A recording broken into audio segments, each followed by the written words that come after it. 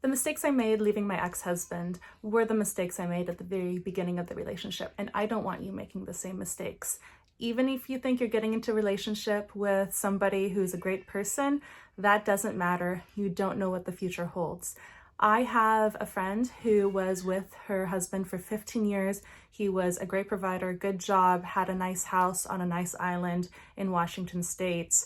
Now he's using fentanyl on the streets. There were no signs of it 15 years ago. You don't know what the future holds, so listen up. Mistake number one is twofold. It's getting married to somebody because he's pressuring you into it, or not marrying somebody because he's pressuring you into it. Now, on my videos, I am speaking to a global audience as this is YouTube. So I am going to be using he pronouns a lot of the time.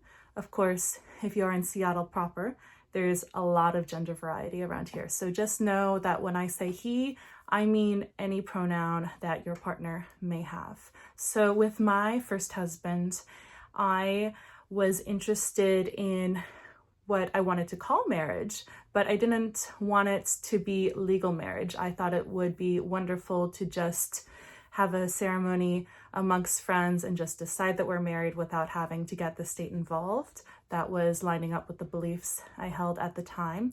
But my, partner that I had at the time pressured me into legal marriage.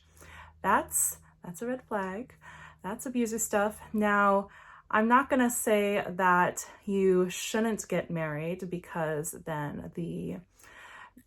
your partner has more power and control over you and it's more difficult to leave. I generally now think that marriage is a good thing, legal marriage, that it offers protections. The main thing I think is that it is the only way for the wife to be reimbursed for the many years of most likely unfair childcare and household division of labor. And that happens through the divorce process when the community property is divided in half. Now, Washington is one of the few community property states left, and there aren't very many. So if you're from a different state than Washington, please look into your law. And it might be that you need to have a prenup where it states that, forever, whatever X number of years you've been married to somebody, for whatever X number of years you've been home with the kids, he needs to pay you a fair amount if it comes to a divorce. You would want a prenup in Washington also because there's talk amongst conservatives of ending community property for all states. I don't currently have a prenup, so, I'm leaving it up to chance myself. But and as always on this channel, this is not legal advice, I'm not a lawyer, but I want to be spreading this information that other people aren't talking about. And if you go to, some real experts for advice, they might not tell you this because it would be legal advice and they're not your lawyer. So they can't tell you, which is really too bad. So in my case, my ex-husband pressured me into a legal marriage that was not something that I, at the time, was interested in. He said it was for tax benefits. Well, come our first time we do taxes as a married couple, we get this beautiful tax lump sum return. It looks good, except it gets confiscated by the US government and put towards my husband's student loans that he hadn't caught up on. And that was a real surprise. I ended up being okay with having enough money to pay the, $10,000+ I needed to cough up to have my lawyer when the time came. But, if I wasn't okay, then that one thing would have impacted my ability to get away from him, because not only did I need the money for the divorce, I also needed the money for representation with getting the parenting plan that I needed. And I also chose to have representation with my DVPO, even though that's not something that's required in Washington. It's really easy to get a DVPO without a lawyer. DVPO is the Domestic Violence Protection Order, and I will tell you how to get that in another video. If you have the opposite situation where you want to get married and you're with a partner who doesn't want to get married, that's equally a problem. Unfortunately, all these things that are meant to keep women safe, you know, in the case of marriage, it is to keep a woman safe in case the marriage ends and the woman still has some sort of money to show for it if she's in a community property state, and if the judge rules that she actually does get some of the community property. Well, this other thing that can keep women safe, which is to date men for a long time to be really sure that they're a good guy, that just the same is used against women to hurt them. I know too many people with uteruses in Seattle. Of course, this is Seattle. We've got gender variety here. So these are friends of mine that are both women and non-binary people, and they would like marriage and children, and they are with guys that are just wasting their time, and they really love them, so they're not leaving. But, if it ends, what are they gonna have to show for it?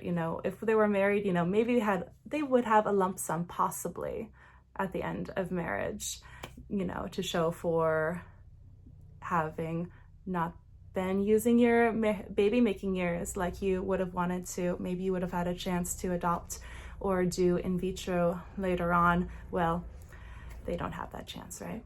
Number 2 is having a baby in Washington state at all. I'm a Seattleite. I love Seattle. I think it's really great here. I can't imagine living anywhere else. But if there's anywhere else you would want to live besides Washington, don't have a baby here. Unfortunately, it is very difficult to get better than 50-50 custody with your kid, which is going to be necessary for if you have a career change, if you want to move somewhere cheaper where you can afford to buy a house. In this state, when you get a parenting plan, it says at the end of the parenting plan, if you plan to move out of the school district, you need to give your ex 30 days notice of moving, maybe 60 days.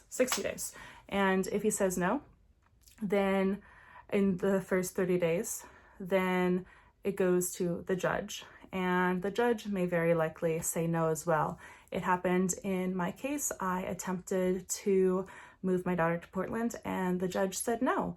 I did not want to do it for economic reasons, but if it was because I wanted to move to Portland because it has a lower cost of living and I had a better chance of giving my child a good life as a single mother, the judge would have said no to that. Unfortunately, in Washington, the judge doesn't really put the child's best interests at heart.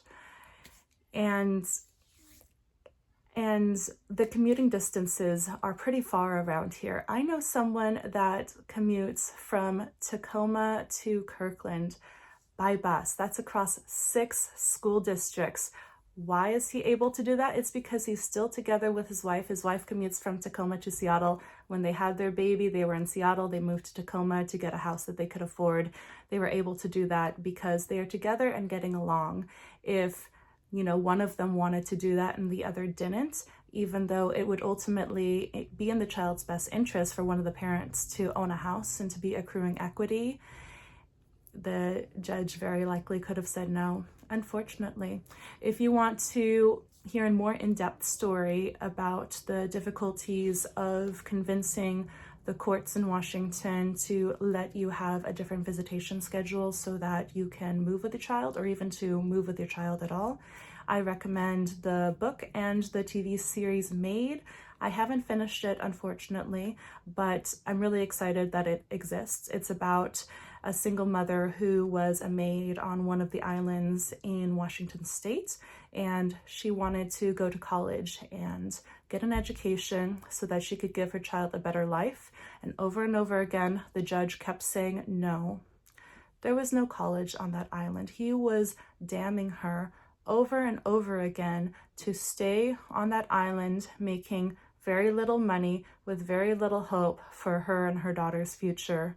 That's what the judge decided. And for some reason, it was on her to keep showing up to court over and over and over again to try to convince the court that the visitation schedule needed to be changed so that she had a chance to give her daughter a better life. I am not the only person that I know in Seattle that's de facto stuck here. It's weird. Like, I love it in Seattle, but I'm also stuck here. I would never want to be stuck here. And I am, unless I want to manufacture a really good reason why I should move somewhere and also pay thousands of dollars in court in order to do so. Number 3 is having a child with a partner at all. When I got married to my first husband, it was because he was the first guy that I had been with that was interested in marriage and babies right away. Now, I was actually the same as these friends of mine I mentioned in point number 1, where they would just stay with partners even though they want marriage and babies. I was that same person with my previous boyfriends and girlfriends. It's just that with the next one, then, first one, now he wants marriage and babies, now I'm gonna do it. If you want marriage and babies, you can either really dedicate yourself to dating for marriage and go through a lot of people and not just, be the Seattleite that sees that nobody else around them wants marriage and babies, and then you marry the very first one who does want that. Or you can just go ahead and go get intrauterine insemination, which I knew about when I was really wanting a baby but had not met my first husband yet. But it's scary. I thought it would be really hard, really difficult to be a single mom. Apparently, it's having the abusive husband that's more difficult than being a single mom.